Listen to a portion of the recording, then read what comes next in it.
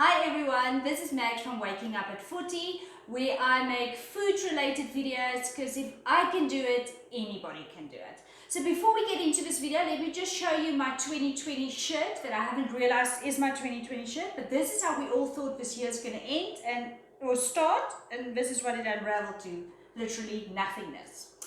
Okay, so let's talk about teenagers and lunches. It is a completely different ball game than packing lunches for your kids when they are little. Little ones, it's easy. They don't need a lot of food. You literally pack and throw a few things in their lunchbox and they get going and they eat it and they're happy and they either come home with it or they're not, but they're not really phased. What I've realized with teenagers, firstly, they're a different species, but secondly, their demands and their needs are so much different. So I've got two girls. I can't really comment on boys, but I found with the girls, all of a sudden it needs to be healthy. Emma, my eldest, is sometimes at the school from 7:15 until 5, sometimes after 5, so there needs to be lots of volume. And then at the same time, her needs is snacking. She likes to snack in the classroom. She's a grazer. She likes to have food around all the time. So it also needs to last throughout the whole day. So you need to kind of see if it's practical. Whereas Tia is still in primary school. For her, a little lunchbox. She's mostly home at 1:30. There's extra meals, it's later. But then when I go fetch her at 1:30, I will often take an extra lunchbox. With Emma, that's not an option. So let's start with what I've learned. Firstly, cute is out. So Tia still thinks this is cute, so I can still use it for her, for little containers. Emma will literally die. Emma likes this. Boring, plain. So cute is out. The older they get, just throw it out. I like to do a toothpick kind of vibe. If I do the white ones, maybe the yellow, Emma will still do this. Tia will love this. The blingier, she's on that face. So Emma would much rather like a vibe like this. Before I go on, I don't pack their lunchboxes anymore. I feel that if you do and you've got a teenager, just remember you're raising somebody's wife or husband out there. You need to back off and give some responsibility. So what we need to do in our house is we need to, my responsibility is chatting it through with them. That's what I do. So usually on a weekend or so, I would be like, okay, what do you want for lunch coming this week? Mostly what we do, but it doesn't always work out that way, is that we pack whatever we had for supper. I would pack the extras and the leftovers sometime in the week for lunch, either the next day. But I sometimes also find that if I do it tonight and tomorrow, it's too much of a sameness in one day. So I try and not do that. But sometimes they're happy packing the same thing 5 days a week and eating just that. So it's at this stage, the ball and the whole game has been handed over. They pack it, then I know they don't eat it, it's their own fault. It's nothing that I did. So we have a discussion on a Saturday of what they want to do, sometimes a Friday, depending. What do you want to eat for next week? And then we have certain staples in the house available and we do some meal prepping. So I try and have some hummus in the house that's made so Emma can pack that with some veggies. I try and do for Tia, because she's my more picky eater, I try and do like a pancake or a date ball or something that I know is a good source of protein that we can throw in the little lunchbox as well. My kids don't do sandwiches. They don't like sandwiches, so sandwiches are out. It's all about health at this stage. It's all about staying in shape, not picking up weight, like all girls. That's the main aim and that's where we move towards. But I also want to make sure that they've got enough energy to be sustained throughout the day. So let's start with gear, because I think gear changed a lot. This was Tia's gear or lunchbox until recently. And this is Emma's. So you can see the difference in size. This is what Emma needs now.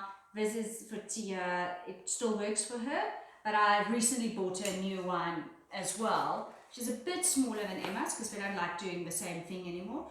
But the gear is important. So all of them on the inside has got some sort of keeping things cold. It doesn't work great, but at least if there's a spillage, it's easy to clean up. So this one's got a little pocket here, and then it's also got like side pockets for things to add in there.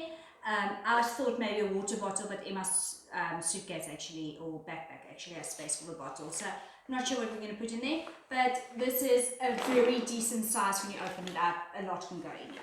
So this is the lunch bags, really important. But then we do have lunch boxes as well. So I've a while ago bought these little bento boxes from Meeple. I don't really know how to pronounce it. So this is what it looks like on the inside. This is a small one. As you can see, it will fit in here quite nicely. Sometimes Emma also likes the size if she's not going to be at school long. So it's got a little fork on the inside, which is just ridiculous. Like, who's going to use that small fork? But it doesn't work. It's cute, but a bit ridiculous. And then there's the bigger sizes of exactly the same thing for those really long days that Emma's at school the whole day.